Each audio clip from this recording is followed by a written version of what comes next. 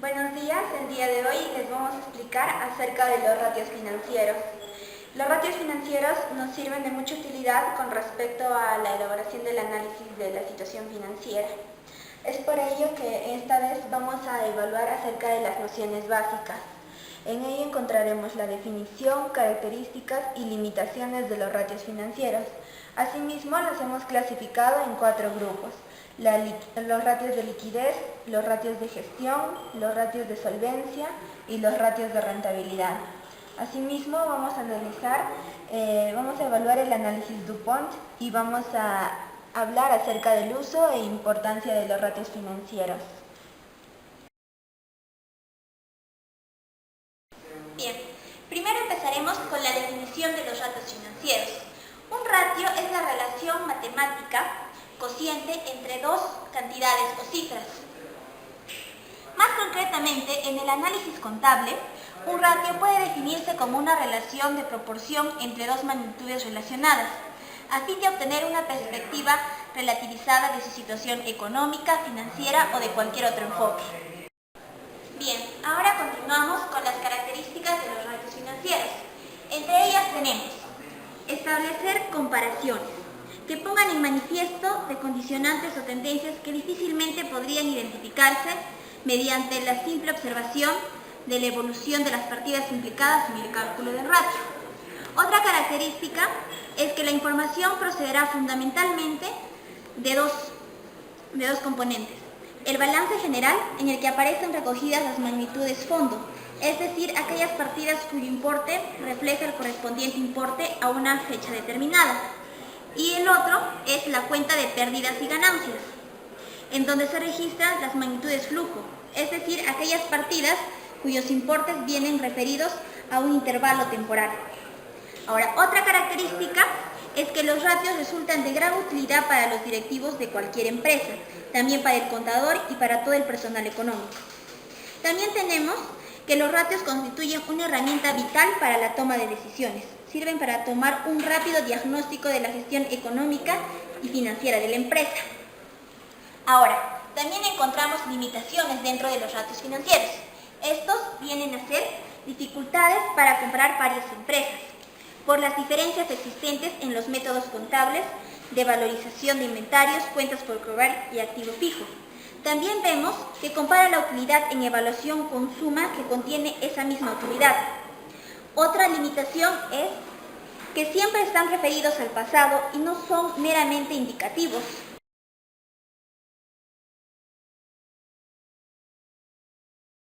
Los ratios financieros se clasifican en 4 grupos principales. El primer grupo se refiere a los ratios de liquidez. ¿A qué nos basamos con los ratios de liquidez? Son aquellos que miden de manera aproximada la capacidad global de la empresa de hacer frente a sus obligaciones a corto plazo. Ahora, dentro de los ratios de liquidez nos basamos en 5 ratios. El primer ratio es acerca del ratio de liquidez general. Este se obtiene dividiendo el activo corriente entre el pasivo corriente. Se dice que este ratio es la principal medida de liquidez. Muestra qué proporción de deudas de corto plazo son cubiertas por los elementos del activo, cuya conversión en dinero corresponde aproximadamente al vencimiento de las deudas. Cuanto mayor sea el valor de esta razón, mayor será la capacidad de la empresa de pagar sus deudas. La interpretación de este ratio es el siguiente: el activo corriente es n veces más grande que el pasivo corriente, o que por cada unidad de deuda, la empresa cuenta con n unidades para pagarla. Luego seguimos con los ratios de prueba ácida. ¿A qué se refiere? Esto se obtiene de restar el activo corriente menos las cargas diferidas menos las existencias. Todo ello entre el pasivo corriente. Ahora, como vemos, este indicador nos ayuda a descartar el activo corriente de cuentas que no son fácilmente realizables. Proporciona una medida más exigente de la capacidad de pago de una empresa en el corto plazo. Es algo más se verá que la anterior, ya que calcula restando el inventario del activo corriente y dividiendo esta diferencia entre el pasivo. Los inventarios que ven acá son excluidos del análisis porque son activos menos líquidos y los más sujetos a pérdidas en caso de quiebra.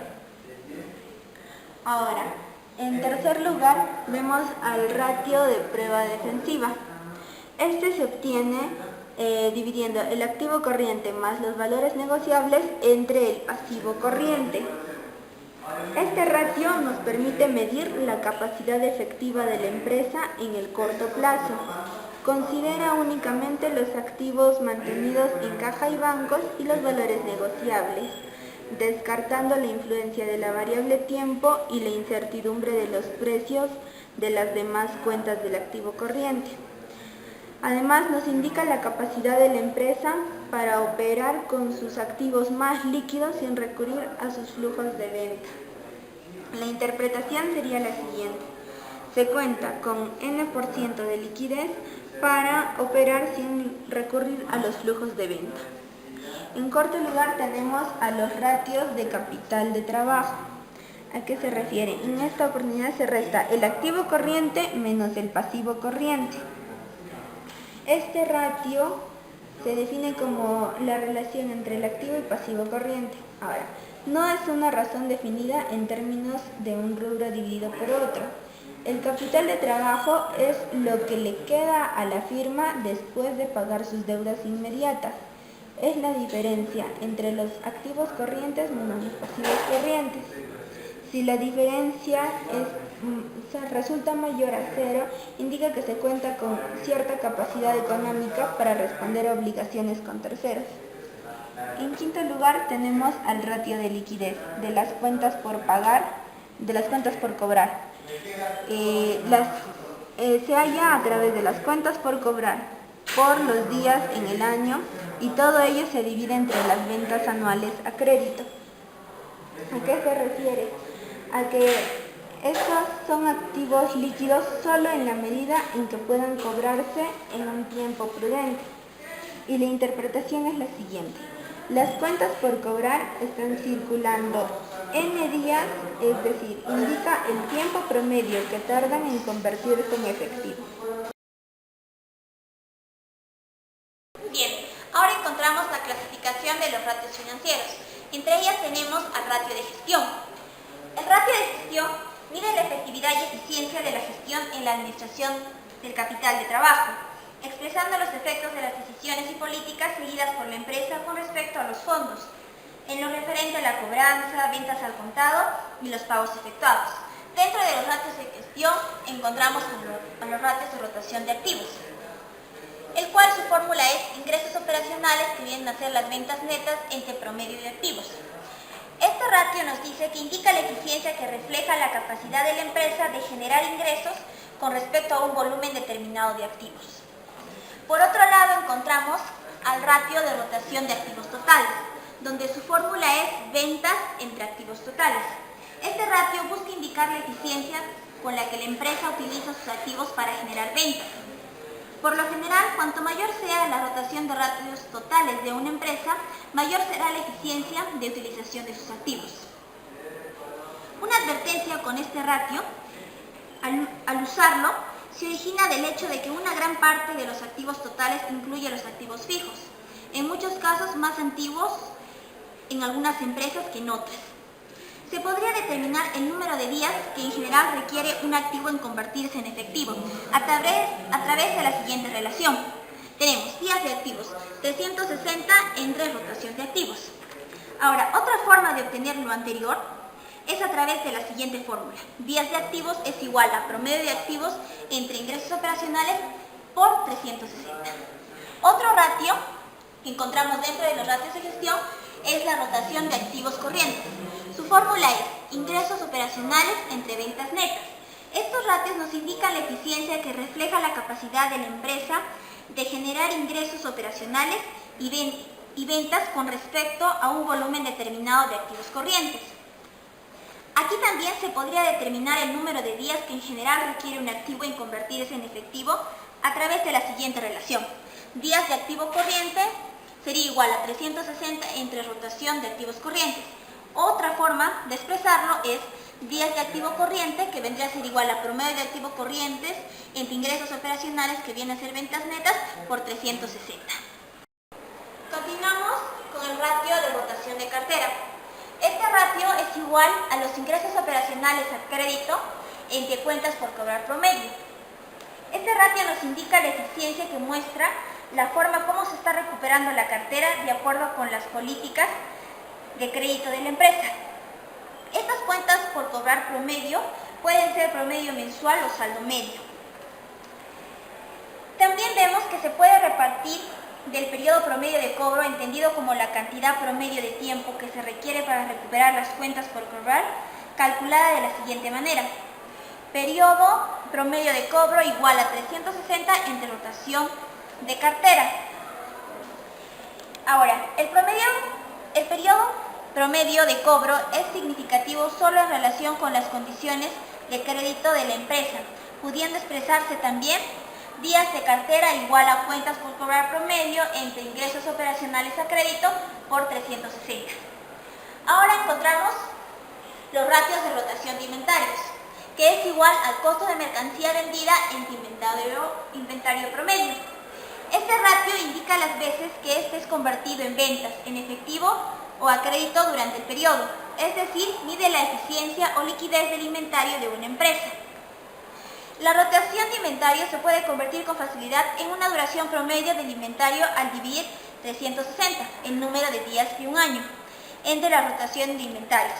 Este valor también se considera como el número promedio de días en que se vende el inventario, y esta es la fórmula. Días promedio de inventario es igual a 360 entre rotación de inventarios.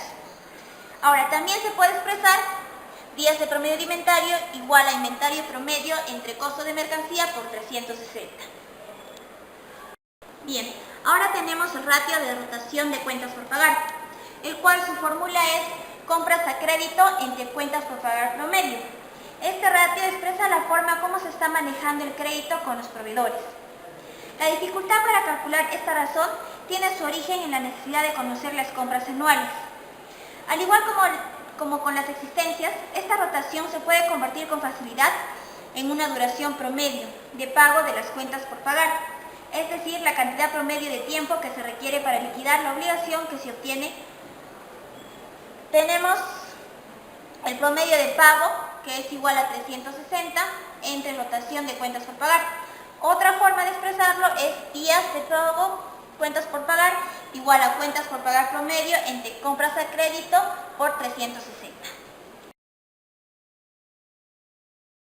Ahora vemos acerca de los ratios de solvencia. Este grupo de ratios se refiere a determinar la capacidad de endeudamiento que tiene la empresa. Ahora, también nos muestra la cantidad de recursos que son obtenidos de terceros para el negocio en sí. Además, expresan el respaldo con el que cuenta la empresa para afrontar las deudas totales con las que tiene. Ahora, los ratios de solvencia se dividen en 5 grandes grupos. El primero, el ratio de estructura de capital. Se halla dividiendo el pasivo total entre el patrimonio total. Como vemos, en este ratio de estructura de capital podemos evaluar el impacto del pasivo total con relación al patrimonio. Este ratio nos da una idea de qué porcentaje de las inversiones totales ha sido financiado por deudas a terceros, pero desde otra perspectiva. Si este ratio es mayor a la unidad, reflejará que el financiamiento de terceros es mayor que el financiamiento de los accionistas y la utilidad que ha ido autogenerando la empresa. Esto refleja un mayor apalancamiento financiero y una menor autonomía financiera. La empresa, a fin de maximizar su utilidad por acción, deberá tratar de que este ratio sea el mayor posible, considerando siempre el costo del financiamiento y su capacidad de pago. Podemos interpretar el resultado como que por cada unidad aportada por el dueño hay n unidades o el n% aportados por los acreedores. Como segundo segundo ratio tenemos al ratio de endeudamiento del activo total. Este ratio se halla dividiendo el pasivo total entre el activo total. Como vemos, este ratio nos ayuda a representar el porcentaje de fondos de participación de los acreedores, ya sea en el corto o largo plazo, en los activos. En este caso, el objetivo es medir el nivel global de endeudamiento o proporción de fondos aportados por los acreedores. Este ratio nos da una idea de qué porcentaje de las inversiones totales ha sido financiado por deudas de terceros. Mientras mayor sea este ratio, mayor será el financiamiento de terceros, lo que refleja un mayor apalancamiento financiero y una menor autonomía financiera. La empresa, a fin de maximizar su utilidad por acción, deberá tratar que este ratio sea el mayor posible, considerando siempre tanto el costo de financiamiento como su capacidad de pago. En tercer lugar, tenemos al ratio de cobertura de gastos financieros. Este ratio se basa entre las utilidades antes de los intereses y se divide con los gastos financieros que tiene la empresa. Ahora, podemos determinar este ratio con el fin de que nos indique hasta qué punto pueden disminuir las utilidades sin poner a la empresa en una situación de dificultad para poder pagar sus gastos financieros.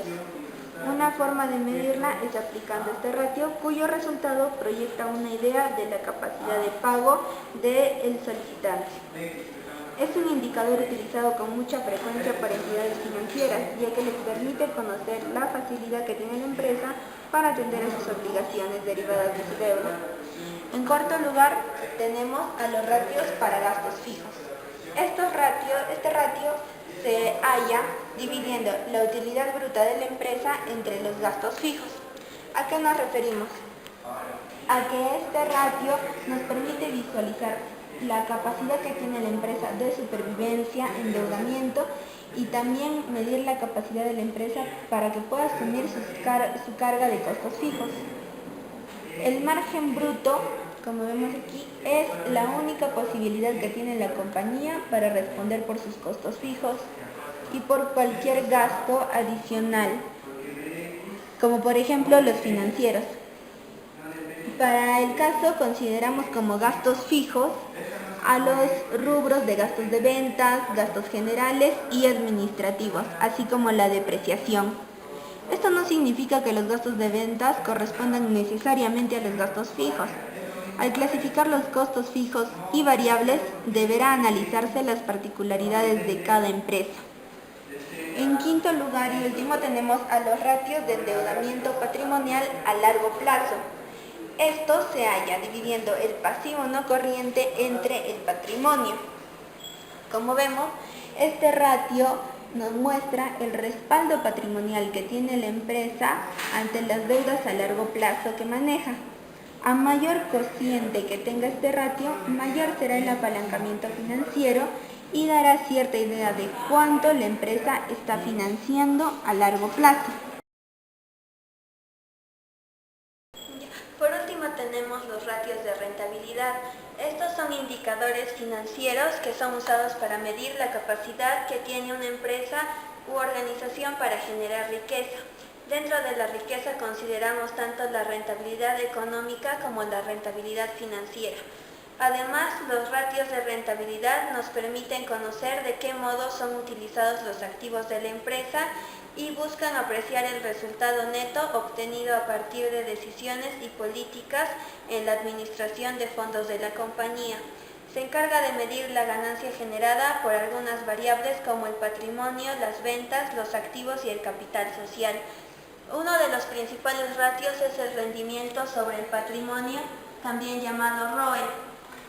La fórmula para hallar el ROE es utilidad o pérdida neta entre el patrimonio. Este es uno de los ratios más conocidos y usados en las finanzas de una organización. Nos muestra la cantidad de utilidad neta generada, así como la liquidez y la rentabilidad por cada sol invertido en la empresa. También tenemos el rendimiento sobre la inversión también llamado ROI. Es una medida útil para el cálculo de la rentabilidad de una empresa y mediante este ratio el inversionista puede hacer comparaciones entre diversas inversiones.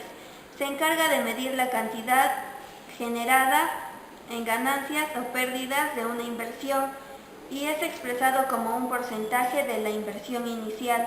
Nos indica las ganancias que el inversor recibirá por cada unidad monetaria invertida. Su fórmula es valor final de la inversión menos el valor inicial de la inversión entre el valor inicial de la inversión. Otro de los ratios es el rendimiento sobre activos, llamado también ROA. Se encarga de tomar en cuenta el aporte de los activos a las utilidades de la organización. A más elevado se encuentre este ratio, más rentables serán los activos de la empresa. Se determina dividiendo la utilidad neta entre el activo total. Otro de los ratios que tenemos es la rentabilidad de ventas netas. Es también conocido como margen de utilidad neta y su función es la de cuantificar el aporte de una determinada variable a las utilidades. Esta variable son las ventas y el ratio se encarga de determinar qué porcentaje de cada sol vendido es convertido en ganancia para la empresa. Uno de los objetivos que se debe tomar en consideración es la de minimización de los costos, tratando de que la mayor parte posible de los ingresos provenientes de ventas se puedan transformar en utilidades. Se determina dividiendo la utilidad neta entre las ventas netas. También tenemos la utilidad bruta sobre las ventas netas y con este indicador se puede determinar el margen bruto obtenido en una organización en un periodo determinado. Se espera que el resultado de la relación sea cada vez mayor que en el ejercicio anterior. Ya continuamos con los ratios de rentabilidad. Tenemos el ratio gastos operativos sobre ventas netas. Este indicador nos muestra la proporción de ventas netas que se han destinado a cubrir los gastos de operación en los que incurre la empresa. Este análisis nos permite tomar medidas de precaución respecto a las variaciones que se dan en las ventas netas de la empresa. Es decir, que es importante el cuidado que se le dé a las ventas netas porque una caída podría representar un gran aumento en los gastos, generando así pérdidas para la organización. Otro ratio es la utilidad operativa sobre ventas netas. Es el encargado de indicarnos el nivel de efectividad que poseen las ventas para generar utilidad en una organización. Lo que se espera es que este indicador sea cada vez mayor que en el ejercicio contable anterior. También tenemos los costos totales sobre ventas netas y se encarga de representar el porcentaje de ventas totales consignadas para cubrir los costos totales de la empresa. Es por ello que mientras sea mayor el ratio, menor será la utilidad destinada para poder atender otras necesidades que puedan surgir. También tenemos la utilidad neta sobre el capital social, que es el ratio que se encarga de mostrar la relación existente entre la utilidad neta y el capital social que posee una organización. Asimismo, nos permite la medición del grado en que se ha obtenido utilidades respecto a la inversión de los accionistas o socios. La relación que se da en este ratio es directa, es decir, que a mayor índice obtenido es mejor el resultado obtenido sobre la inversión.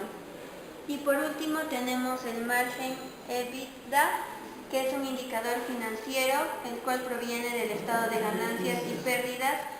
Se da antes de descontar los egresos y es equivalente a la utilidad operativa sin contar con otros ingresos y egresos, sumándole la depreciación y la amortización.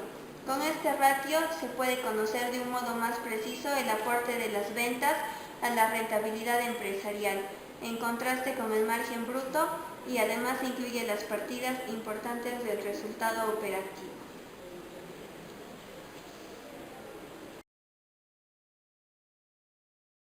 Ahora vamos a presentar el análisis DuPont. El análisis DuPont es un sistema que nos sirve para relacionar los índices de gestión y los márgenes de utilidad, mostrando así la interacción de ello en la rentabilidad de los activos. La fórmula que tiene el análisis DuPont es la rentabilidad con relación a las ventas por la rotación y capacidad para obtener utilidades. En lo que es rentabilidad con relación a las ventas, lo podemos determinar dividiendo la utilidad neta entre las ventas, mientras que la rotación y capacidad para obtener utilidades se determina dividiendo las ventas entre el activo total. La matriz del sistema DuPont nos permite visualizar en un solo cuadro las principales y más importantes cuentas del balance general y del estado de resultados. Así también se puede observar las principales razones financieras de liquidez, de actividad, de rentabilidad y de endeudamiento. Además, actúa como una técnica de investigación enfocada a la localización de las áreas responsables del desempeño financiero de la compañía. Este análisis es generalmente empleado por la administración como un marco de referencia para el análisis de los estados financieros y así para poder determinar la condición financiera de la empresa. Este análisis consta de reunir el margen neto de utilidades, el cual mide la rentabilidad de la empresa, y la rotación de activos totales, que se encargan de indicar qué tan eficiente ha sido la disposición de activos para la generación de las ventas de la organización. Asimismo, el sistema DuPont integra tres aspectos fundamentales: el margen neto de utilidades, la rotación de activos y el apalancamiento financiero. Gracias a estas tres variables podemos determinar el crecimiento económico de una empresa. Ya continuamos con el uso de los ratios financieros. Los ratios financieros, como ya sabemos, son indicadores mediante los cuales nos es posible analizar el estado o situación actual de una empresa. Este análisis se debe hacer en función a los niveles óptimos establecidos para la compañía. Respecto a la comparación de datos financieros de un periodo a otro, se deben cumplir con tres condiciones. La primera de ellas es que los datos financieros que se relacionan deben de corresponder a un mismo periodo de tiempo. La segunda condición es que se debe tener una relación económica, administrativa y financiera entre las cantidades o datos a comparar. Y por último, las unidades de medida en las que están expresadas las cantidades de los datos deben tener consistencia y coherencia entre sí. Una vez obtenidos los ratios necesarios y después de haber analizado detenidamente los resultados, porcentajes e indicadores, podemos decir que tenemos información que nos servirá en el proceso de toma de decisiones, ya que los datos obtenidos son relevantes para optar por una alternativa de entre muchas y tener así la mejor solución para los problemas que atraviesa la organización. Los ratios nos proveen de información valiosa para las partes interesadas en el crecimiento de la empresa, como dueños, accionistas, entidades financieras y hasta para el Estado o gobierno. Sin embargo, cabe resaltar que para la toma de la decisión más adecuada es necesaria la interpretación correcta de los ratios. Es por ello que debemos de considerar que las razones deben ser interpretadas en series de tiempo según agrupaciones de ratios. Un índice solitario no indica el estado general de la empresa. Asimismo, no existen óptimos a priori porque cada razón financiera se relaciona con actividades que cumple la empresa o negocio y se debe analizar todo en conjunto teniendo una visión holística. Además, los ratios tienen una visión o condición cuantitativa, sin embargo, la interpretación de los mismos requiere de un análisis cualitativo. La información de estos ratios son empleados por diversas personas que cumplen funciones o cargos relacionados a la empresa.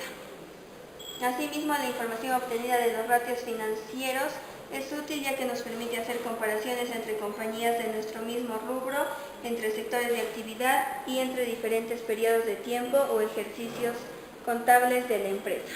Por último, hablaremos acerca de la importancia de los ratios financieros en la empresa. Como vemos, los ratios financieros nos proporcionan información sobre la gestión de la empresa. Además, nos proporcionan información sobre la inversión, tanto de los accionistas o de los dueños, es la más aceptable. Asimismo, nos permite realizar comparaciones que no son posibles de realizar mediante valores absolutos.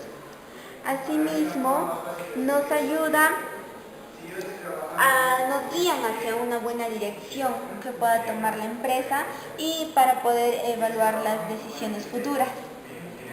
Además, nos orienta hacia estrategias a largo plazo Ayuda a los gerentes a que estas estrategias sean más beneficiosas.